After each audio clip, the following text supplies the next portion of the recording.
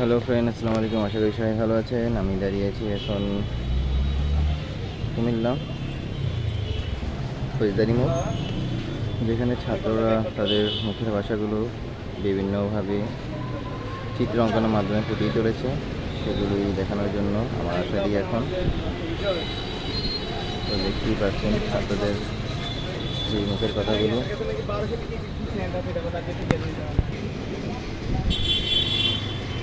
অনেকভাবে তারা তাদের মুখের ভাষাগুলো ফুটিয়ে তুলেছে,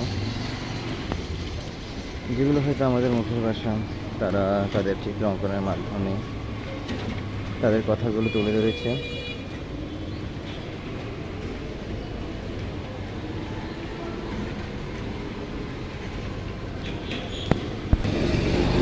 দেখতেই পাচ্ছেন তাদের মুখের ভাষাগুলো কীভাবে তুলে ধরেছে আমাদের জন্য।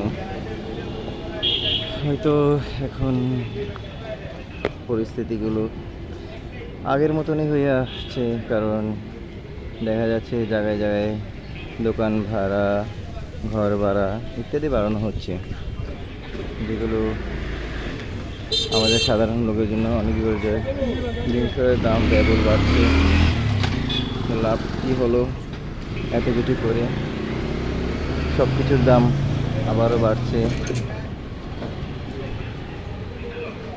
ছাত্ররা তাদের মুখের কথাগুলো এভাবেই তুলে ধরেছে, কিন্তু আমি চাই যে কথাগুলো তুলে ধরা হয়েছে তা বাস্তবায়ন হোক।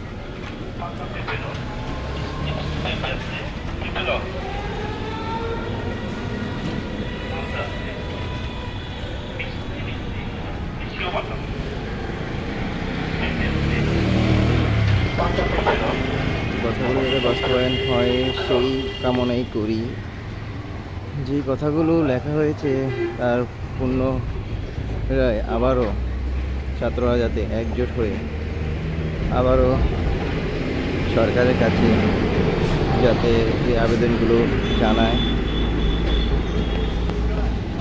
দেশের সমস্ত জিনিসের দাম যাতে কমে আসে। আমাদের চার ধর্মের লোক একই সাথে আছে, কোনো ভেদাভেদ নেই, সেটি বুঝিয়েছে।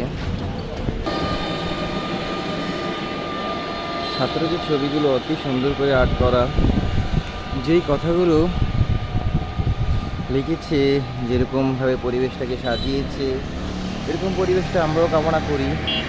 কিন্তু এই পরিবেশটার জন্য যারা এতদিন আন্দোলন করেছে, যারা রক্ত দিয়েছে, যারা রক্ত ঝরিয়েছে, তারপর কি স্তব্ধ হয়ে গেল সব আন্দোলনগুলি?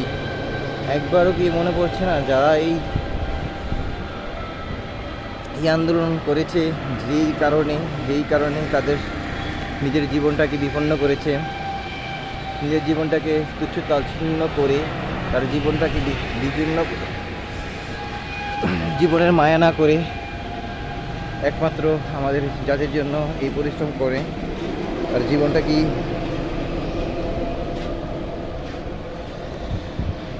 জীবনটাকে আমাদের জন্য দিয়ে গেল। কিন্তু তার বিনিময়ে আমরা কি দিলাম? যে লাউ সেই কদু।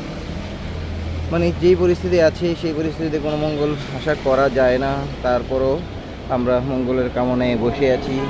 সবাই ভাই একসাথে একজোট হয়ে আবারও নামুন রাস্তাতে, সরকারকে জানান সব কিছু, যা আমাদের দ্রব্যমূল্যের দাম সব কিছু যাতে কমে আসে, মানুষের ক্রয় ক্ষমতার মধ্যে আসে, সেইগুলোর দিয়ে একটু নজর আন্দাজ করবেন আশা করি সবাই।